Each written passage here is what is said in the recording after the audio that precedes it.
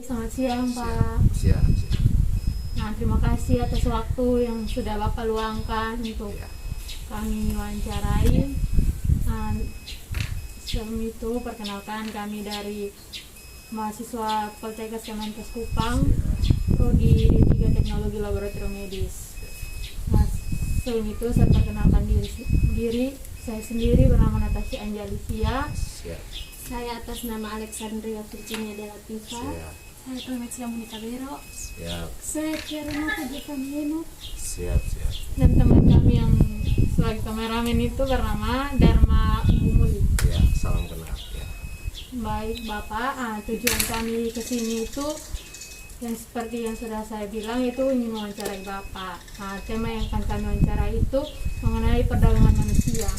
oke, Sebelum itu saya meminta Bapak untuk memperkenalkan diri. baik. Nama saya Yopi Sini.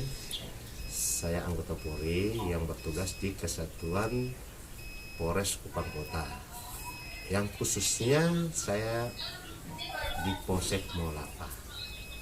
Mungkin begitu saja. Siap. Baik Bapak, terima kasih. Selanjutnya itu saya kasih kesempatan ke teman saya untuk memberikan beberapa pertanyaan mengenai perdagangan manusia. Oh, terkait perdagangan manusia. Siap. Baik Bapak, di sini kami mempunyai beberapa pertanyaan yang akan kami berikan kepada Bapak. Yang pertama, menurut Bapak, apa itu tindak pidana perdagangan manusia dan dasar hukum dari tindak pidana perdagangan manusia tersebut? Baik, saya menjawab secara singkat saja.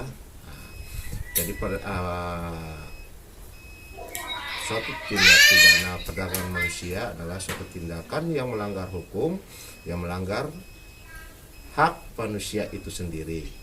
Nah, yang dimana contohnya TKI ilegal ya. Nah, kita semua sudah tahu TKI ilegal. Terus yang dipulangkan dalam kondisi organnya tidak ada, dipukuli, mengalami kekerasan atau tidak, perdagangan-perdagangan yang dimana seksualitas. Mungkin secara singkat seperti itu dan dirangkum dalam pada dasar hukum yang tertulis pada pasal 21 ayat 12 tahun 2007. Mungkin itu yang saya bisa jelaskan secara singkat.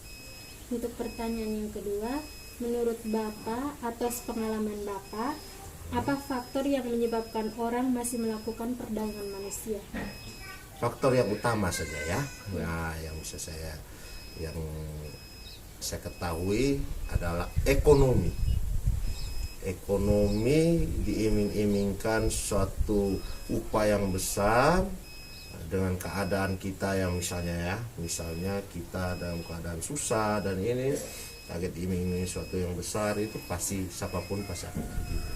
Dengan adanya SDM yang rendah, pengetahuannya kurang edukasi, sehingga orang mau ikut. Itu faktor yang paling sering pengalaman saya. Oke, mungkin.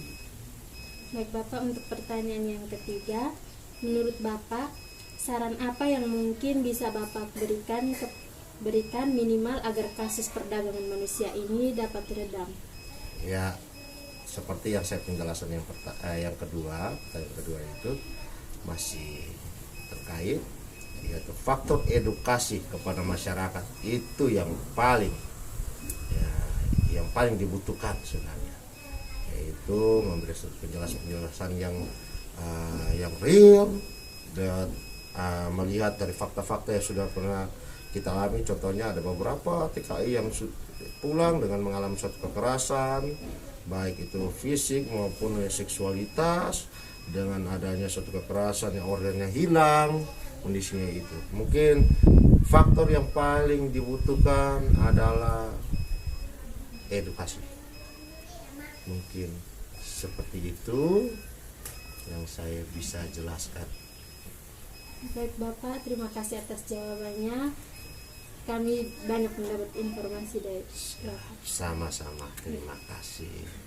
Terima kasih juga atas kedatangan adik-adik Semoga apa yang saya bisa sampaikan secara singkat dapat bermanfaat kepada adik-adik maupun kepada masyarakat yang lebih luas. Mungkin begitu saja. Tuhan berkati adik-adik sekalian. Terima kasih.